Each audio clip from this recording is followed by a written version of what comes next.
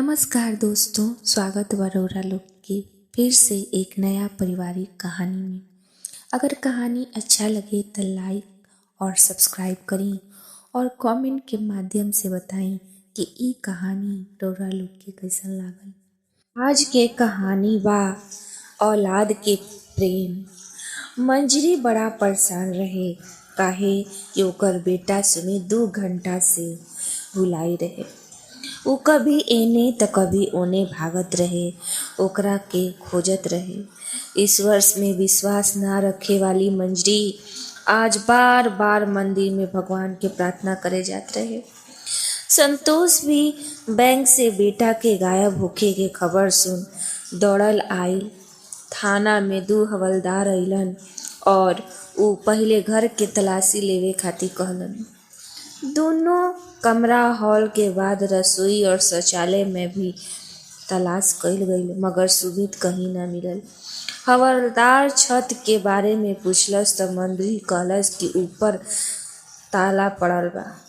हवलदार चाबी मंगलस और ताला खोले खातिर गइल त देखलस कि दरवाजा त खुलल बा और जब उ ऊपर गइल त देखलस कि दीवार के सहारे घर के काटन से एक छोट झोपड़ी बनल बा।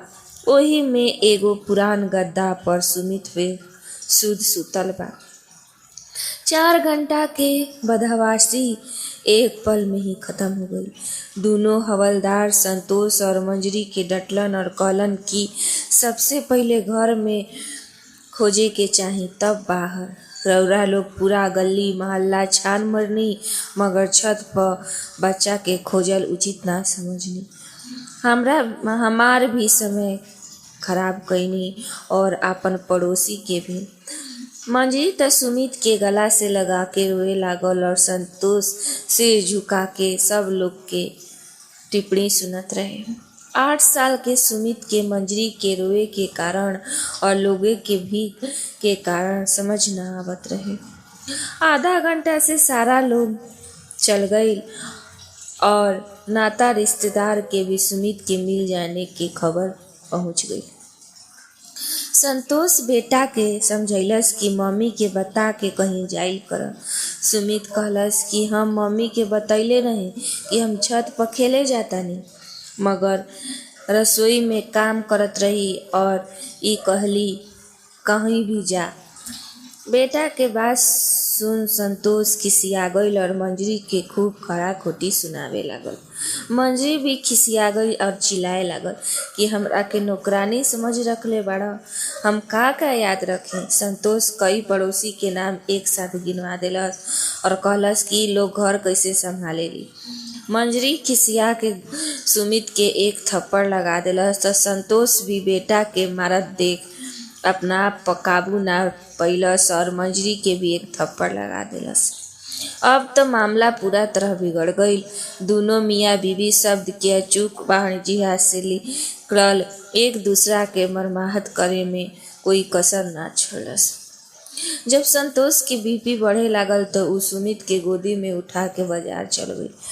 बाजार से आयल तो देखलस कि मंजरी केवाड़ी बंद करके बिया। सुमित माई माई के आवाज लगैलस पर मंजरी कोई उत्तर ना देलस। संतोष कैसहू टेढ़ मेढ़ रोटी सेकलस और सुमित के खियावे लागल। सुमित के खाना खिला चुके के बाद वो एगो चिट्ठी लिखलस जेमे वो अपन व्यवहार खातिर मंजरी से माफी मांगले रहे। खिड़की से केहू तरह मंजरी के बिस्तर पर चिट्ठी फेंके में सफल रहल। सुमित अपन पापा के परेशान और माई के खिसियाल देख नींद आवते हुए भी सो ना पावत रहे। संतोष सुमित के सोता जान अपन एगो मित्र के फोन लगा देलस और छत पर टहले चल गई। यही बीच एक भड़ाम की आवाज आई तो संतोष सुमित चिल्लाते हुए लगभग सीढ़ी से कूदते हुए नीचे भागल। वो मंजरी के गला लगते हुए देखलस और सुमित रोवत रहे। संतोष सुमित के पुचकारते हुए पूछलस कि बेटा का भइल। मंजरी अपन नथुना फुलाते हुए कहे लागल कि कुछ घंटा बच्चा के ख्याल ना रख सकिना और बाप बनत फिरतानी। संतोष फिर कहलस कि बेटा का भइल। तब मंजरी चिल्लाते हुए कहलस कि गर्मी से पटाखा में आग लग गई ह और हमार बेटा जलते जलते बचल ह। सुमित भाग के अंदर गईल तो देखलस कि पटाखा के पैकेट अलग पड़ल बा और पास में कुछ कागज जलता और तकिया के पास दिया सलाई पड़ल बा। संतोष के समझ में आ गईल कि ऊ मंजरी के पास जाके कहलस कि सुमित के हमरा के दे द और रसोई में जाके खाना खा ल। मंजरी तो ऐसे मुंह बिचकैलस जैसे कि ऊ कभी खने ना खाई। अभी शायद कुछ बोलित कि मंजरी के मोबाइल पर ओकर माई के फोन आ गई। संतोष के सास मंजरी से आवाज भारी होके के कारण पूछली तो मंजरी कहलस कि सुबह से ही सर दर्द बा। संतोष यही बीच रसोई में जाके 2 कप चाय बना के ले आइल। माई से बतिया ते मंजरी चाय के कप हाथ में ले लेलस। चाय सुनके लागल। सुमित अपन माई के गोद से सरक के संतोष के तरफ आ गई। संतोष सुमित से पूछलस कि तू काहे रोवत रहत। सुमित तपाक से कहलस कि माई के बुलावे खातिर। संतोष सुमित के शैतान कह के कान पकड़लस तो सुमित चिल्ला के कहे लागल कि पापा अब रौरा माई से पिटाई खाई और रौरा मनावे खातिर फिर हमरा पटाखा चलावे पड़ी। मंजरी बेटा के बात सुन के भौचक्का रह गई। तबे संतोष ओकरा के आगे अपना कान कर देलस। मंजरी कहलस कि तू दोनों बाप बेटा गंदा बाड़ा जा। तब संतोष स्वयं ही अपना कान पकड़ लेलस। मंजरी अभी कुछ बोलित कि सुमित कहलस कि पापा अब उठक बैठक कर। बगल के किशोर अंकल भी आंटी के सामने ऐसे करेलन। तब आंटी मनली। ये बात सुन के मंजरी और संतोष दोनों के हंसी छूट गई। माता पिता के हंसता देख सुमित भी ताली बजा बजा के हंसे लगल। मंजरी रसोई में गई तो जा आटा गूंद के सॉरी लिख रहे। सुमित के लेके संतोष बिस्तर पर चल गई और तुरंत भी सुमित की आंख लागल। संतोष मंजरी से कहलस कि हम आज के घटना खातिर बड़ा शर्मिंदा बानी। तो मंजरी भी कहे लागल कि हमरा भी सुमित के मारे के ना चाहत रहे। ऐसन कह के दोनों के आंख भर गई। संतोष मंजरी के अपन सीना से चिपटा लेलस तो दोनों के लागत रहे कि कई वर्ष के बाद दोनों मिलल बड़ा सन। संतोष मंजरी से कहलस कि सुबह के दूरी लागता कि महीनों और वर्षों के है।